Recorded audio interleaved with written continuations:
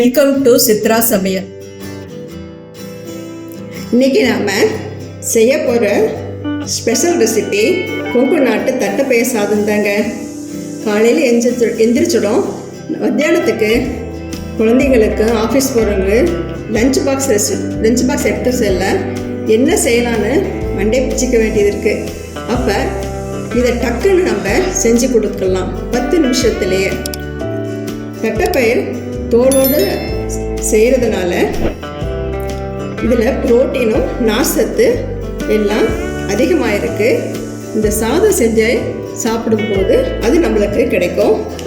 நம்ம அடிக்கடி பயிர் வகைகளை நம்ம உணவில் சேர்த்திக்கணுங்க. வாங்க இது செய்யறதுக்கு தேவையான பொருளை இப்போ பார்க்கலாம். 200 கிராம் பொன்னி அரிசி எடுத்திருக்கேன், 2 மணி நேரம் ஊற வச்சுருக்கேன். தட்டைப்பயிறு 100 கிராம் 2 மணி நேரம் ஊற வச்சுருக்கிறேன். வாங்க இது தாளிக்க தேவையான பொருளை நம்ம இப்போ பார்க்கலாம். இப்போ நம்ம தட்டைப்பயிறு சாதம் தாளிக்க தேவையான பொருளை பார்க்கலாம். கடுகு உளுத்தம்பருப்பு 1 ஸ்பூன், கடலைப்பருப்பு 1 ஸ்பூன், பூண்டு ஒரு 7 பல் உரித்து தட்டி வச்சுக்கணும், பச்சை மிளகாய் 3, வரமிளகாய் 2 கிள்ளி வச்சுக்கணும், சாம்பார் பொடி 1 ஸ்பூன், கொத்தமல்லி ஒரு கொத்து, கருவேப்பிலை 1 கொத்து, மஞ்சத்தூள் 1/4 ஸ்பூன், வெங்காயம் பெரிய வெங்காயம் நீல வாக்கில் கட் பண்ணி வச்சுக்கணும், 3 தக்காளி நீல வாக்கில் கட் பண்ணி வச்சுக்கணும். வாங்க இப்போ நம்ம செய்ய ஆரம்பிக்கலாம்.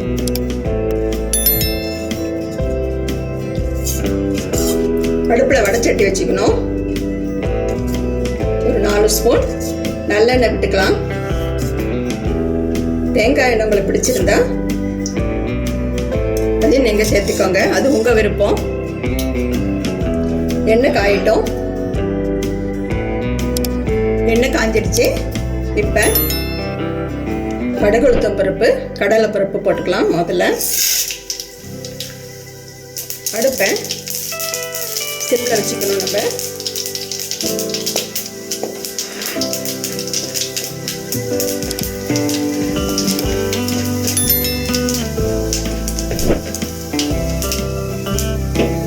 இது கூட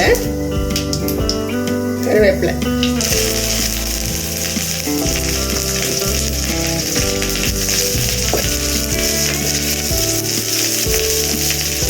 கருவேப்பிலை நல்லா பொரியட்டும். அப்போதான் இந்த சாதத்தோடு சேர்த்து சாப்பிடும்போது ரொம்ப மணமாகவும் டேஸ்டாகவும் இருக்கும்.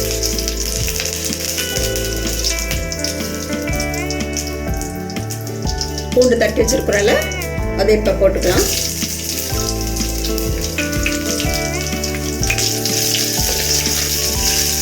அது கொஞ்சம் 1 நிமிஷம் வேகட்டும்.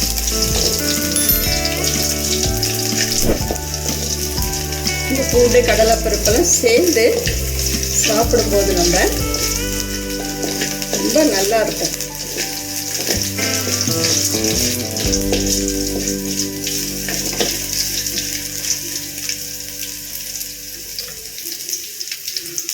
இப்போ நீல வாக்கில் கட் பண்ண பச்சை மிளகாய் போட்டுக்கலாம்.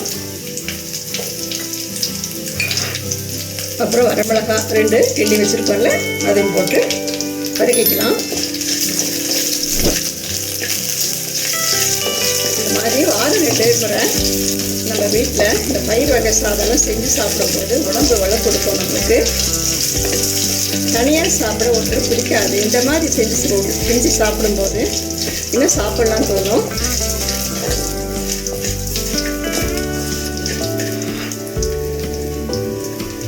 இப்போ வெங்காயம் போட்டுக்கலாம்.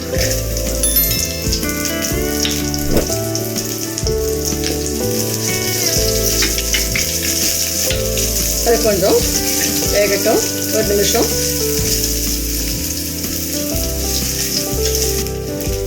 வெங்காயம் இப்போ செவந்து வந்திருக்கு.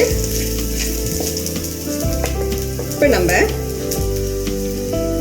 3 தக்காளி கட் பண்ணி வச்சுருக்கிறோம்ல, அதை நம்ம இப்போ போட்டுக்கலாம்.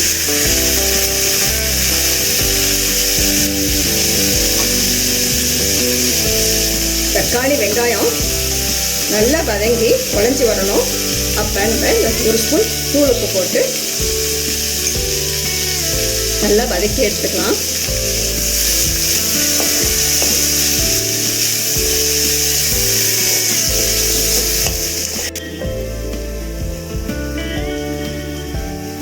பாருங்க, இந்த மாதிரி வதங்கி வரணும்.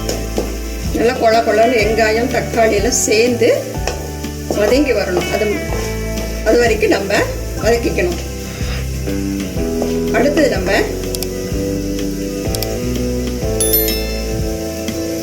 மஞ்சத்தூள்,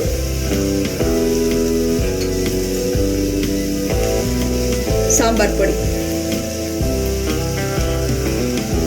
வீட்டில் அரைச்சது இல்லைன்னா கடையில் வாங்கி நீங்கள் சமைச்சா அந்த சாம்பார் பொடி கூட நீங்கள் போட்டுக்கலாம்.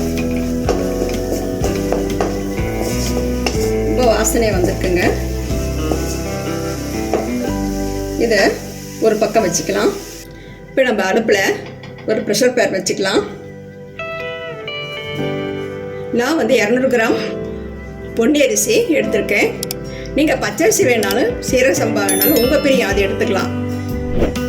ஒரு 200 கிராம் அரிசிக்கு 600 ml தண்ணி ஊற்றிக்கிறோம்.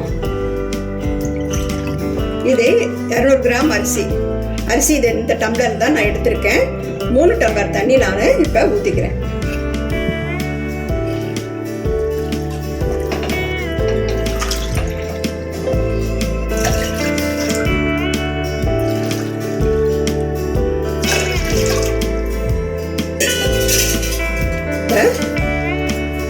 தண்ணி கொதிக்கட்டும். இந்த தட்டைப்பயிறு தனியாக வேக வச்சு எடுக்க வேணாம். நம்ம அரிசியோடு சேர்த்து வேக வச்சாதான் நல்ல பொழு பொழுன்னு சேர்ந்து அரிசியும் பருப்பும் தட்டைப்பயிறு சேர்ந்து வரும். தண்ணி கொதிக்க ஆரம்பிச்சிருச்சு. இப்போ நம்ம அரிசி போட்டுக்கலாம்.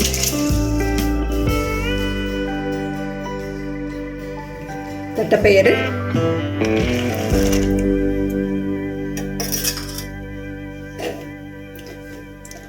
தாளித்து வச்சுருக்கிறோம்ல மசாலாலாம் அதை போட்டுக்கலாம்.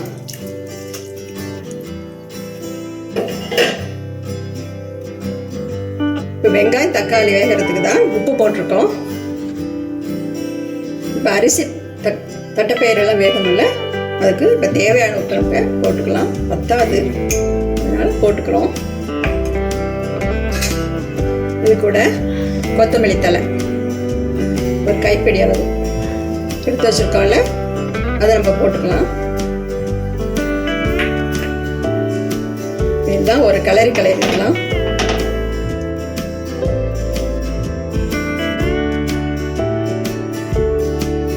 மூடி போட்டுட்டு வெயிட் வச்சிடலாம்.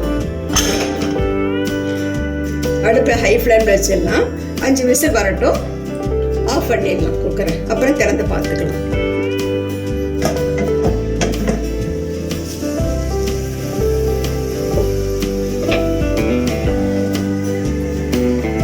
பாருங்க, ரொம்ப நல்லா வந்திருக்கு.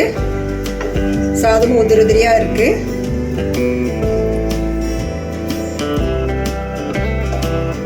பாருங்க, இந்த மாதிரி உதிரியா இருக்கு. தட்டைப்பயிரும் நல்லா வெந்திருக்கு சாதத்தோட.